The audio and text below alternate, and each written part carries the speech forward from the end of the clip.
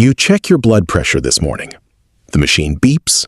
You see 135/85, and you breathe a sigh of relief. You think to yourself, thank goodness, it's not 140/90. I'm safe. But what if I told you that feeling of safety is exactly what is putting you in danger? What if the number you are ignoring, the bottom number, is silently starving your heart of blood? I am Dr. Richey Parker, and if that quiet fear of dizziness or fatigue sounds familiar, you need to stop what you are doing and listen closely. Because what I am about to reveal about your blood pressure medications could prevent a fall, a stroke, or worse. We are not talking about surface-level advice today. We are going deep into the hidden mechanics of your aging heart, and I promise you, by the end of this video, you will never look at your blood pressure monitor the same way again. Before we uncover this hidden danger, I have a humble request. This channel is brand new. We are working hard toward our first 1,000 subscribers. If you find value in these videos, please take 2 seconds to hit that subscribe button. It costs you nothing, but it helps us continue to bring you these life-saving insights. Thank you for being part of this journey. Let us look directly at what is happening inside your body right now. You are being told that 140/90 is the enemy. So, you and your doctor work hard to push that top number down. You take your medication faithfully. And when you see that top number drop below 140, you feel successful. But you might be ignoring the bottom number. And that bottom number is quietly starving your heart. To understand why, you need to understand a piece of physiology that most rushed doctor visits simply do not have time to explain. Think of your heart muscle like a dense sponge. When a sponge is squeezed tight, water cannot get inside it. It only absorbs water when it is released. Your heart works the exact same way. When your heart contracts to pump blood out to your body, the heart muscle is squeezed so tightly that its own blood vessels get pinched shut. Your heart muscle only gets fed, only gets the oxygen it needs to survive when it is resting, between beats. That resting pressure, that bottom number, is called diastolic perfusion pressure. It is the actual driving force that pushes blood into your coronary arteries. If that bottom number drops below 60, your heart is literally suffocating. This is where the standard guidelines become incredibly dangerous for those of us over 60. As you age, a process called arteriosclerosis occurs. The elastin in your arteries fractures and stiff collagen builds up.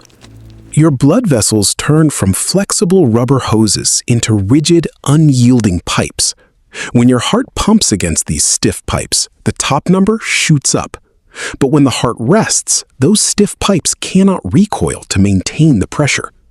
So the bottom number crashes. This creates a massive gap between the top and bottom numbers. We call this your pulse pressure, and a wide pulse pressure is the true marker of arterial aging. Yet, standard medical guidelines often ignore this gap. They just look at the top number, see it is too high, and prescribe more medication. They push that bottom number down into the 50s. This creates what cardiologists call the J-curve phenomenon. Extensive clinical studies, including data analyzed from the landmark SPRINT trial, show that while lowering high blood pressure is good, pushing that bottom number below 60 in seniors actually causes the risk of heart attacks, strokes, and fatal falls to curve right back up.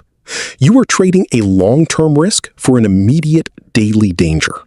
That dizziness you feel when you stand up too fast or turn your head, that is cerebral hypoperfusion. Your brain is not getting enough blood flow against gravity. And that fatigue you feel, that is your heart muscle begging for oxygen because your diastolic pressure is in the low 50s.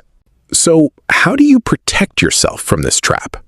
You need to start looking at the gap. Take your top number and subtract your bottom number. If the gap is consistently over 60, say your pressure is 150/70, your arteries are stiff. Aggressive medication might be pushing your bottom number into the danger zone, You must also test for orthostatic hypotension at home. Measure your blood pressure while sitting quietly. Then stand up and measure it at exactly 1 minute, and again at 3 minutes. If your top number drops by 20 points or your bottom number drops by 10 points and you feel dizzy, your medications are likely too strong. Your blood vessels can no longer adjust to gravity fast enough. But none of this matters if your home readings are garbage. And I can tell you that the vast majority of home readings are skewed by simple, fixable errors. If you are using a wrist cuff, throw it out. Wrist cuffs are highly inaccurate because it is nearly impossible to keep your wrist at exact heart level, which can skew your reading by 10 to 15 points. If you are measuring over a sweater, the fabric compresses the artery and artificially raises the reading. Even whispering to your spouse while the cuff is inflating can raise your reading by 10 points. And if you walk from the kitchen to the living room and immediately put the cuff on without resting, your pressure will be falsely elevated. You must sit quietly, feet flat on the floor, back supported, for 5 full minutes before the first inflation to get the truth. Finally, you need to know the difference between a hypertensive urgency and a hypertensive emergency.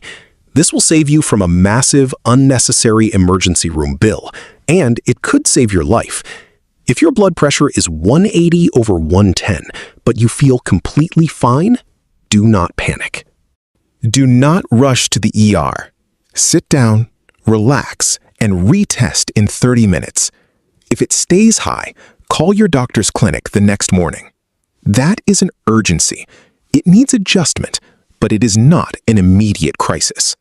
However, if your blood pressure is 180 over 110 and you are experiencing chest pain, shortness of breath, a sudden severe headache, confusion, or numbness in your face or arm, that is an emergency.